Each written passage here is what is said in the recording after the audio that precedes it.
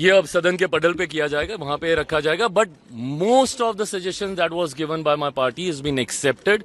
जो हमारे कंडीशंस थे उनको भी रिजॉल्व किया गया है। लोक जनशक्ति पार्टी रामविलास इसका समर्थन कर रही है। Thank you.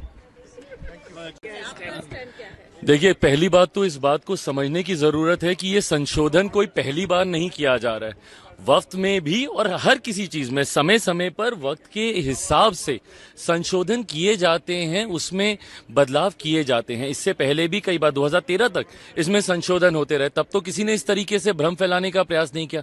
आज जिस तरीके से भ्रम फैलाया जा रहा है कि ये मुसलमान विरोधी है, असंवैधानिक है। सोचिए, भारत की संसद में ये लोग कह रहे हैं कि कोई असंवैधानिक चीज आ सकती है। इतनी प्रक्रियाओं से गुजरने के बाद ये सिर्फ झूठ बोल बोलकर एक परसेप्शन बनाने का जो ये लोग प्रयास करते हैं, जो संशोधन हुआ है वो इसको और मजबूत करने की सोच के साथ किया गया।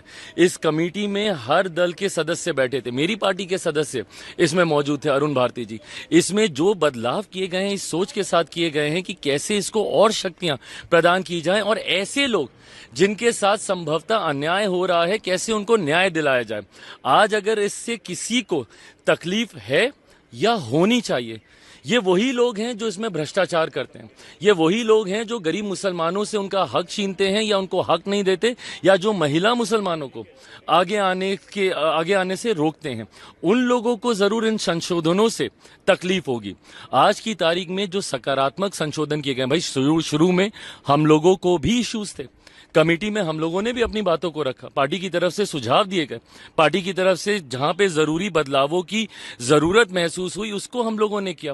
विटनेसेस के तौर पे कितने ऐसे मुस्लिम संगठन हैं जिनको हम लोगों ने खुद बुलाया, वहां पे उनकी बातों को रखा और जितनी जायज बातें हैं उनको हम लोगों ने स्वीकारने तक का काम किया। पर दिक्कत यह है कि विपक्ष जो भ्रम फैलाने का प्रयास करता है, वो चाहते ही नहीं कि गरीब मुसलमान, जिसमें पसमंदा हो, अंसारी हो या महिला मुसलमान हो, जो लोग आगे आना चाहते हैं उनको ये लोग आगे आने से रोकते हैं। इससे पहले भी सीए के वक्त क्या हुआ था, यही भ्रम फैलाया गया था ना। देश भर में एक आगजनी का माहौल खड़ा कर दिया था। ये पुरानी संसद में मैंने खुद लोकसभा में खड़े होकर मैंने कहा था कि समय बताएगा आने वाले समय में कि भैया कौन से मुसलमान की नागरिकता छीन ली गई। एक नागरिकता देने वाले कानून को नागरिकता छीनने वाला कानून बताकर इन्होंने देश भर में आगजनी का माहौल बना के रखा। विपक्ष ने मुसलमानों के बीच इन्होंने भ्रम फैलाने का काम किया। आज फिर से वही चीजें कर रहे हैं।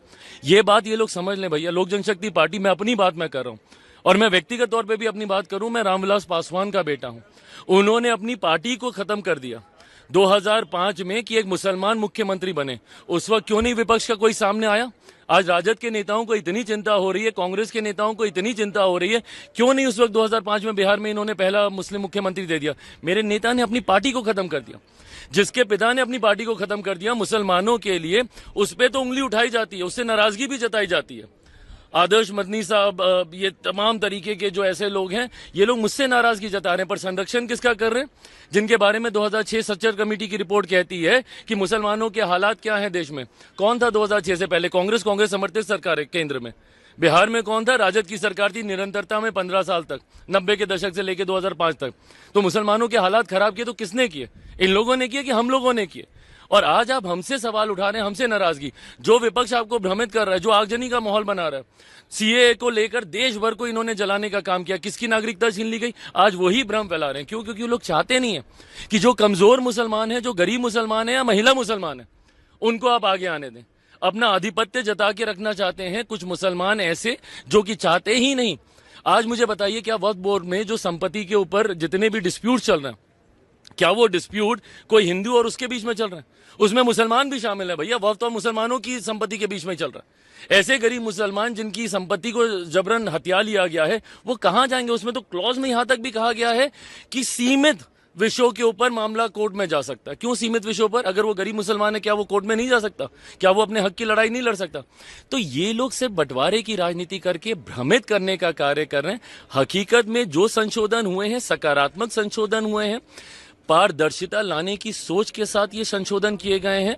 मौजूदा स्वरूप में, जिसमें सुझाव लोक जनशक्ति पार्टी रामविलास के द्वारा भी दिया गया था, मौजूदा स्वरूप में जिस तरीके से संशोधनों के साथ इस विधेयक को लाया गया, लोक जनशक्ति पार्टी रामविलास इसका समर्थन करती है। अगर आप ये वीडियो YouTube पर देख रहे हैं तो हमारे चैनल को सब्सक्राइब करें और बेल आइकन को दबाना ना भूलें। अगर आप Facebook पर ये वीडियो देख रहे हैं तो हमारे पेज को लाइक करें।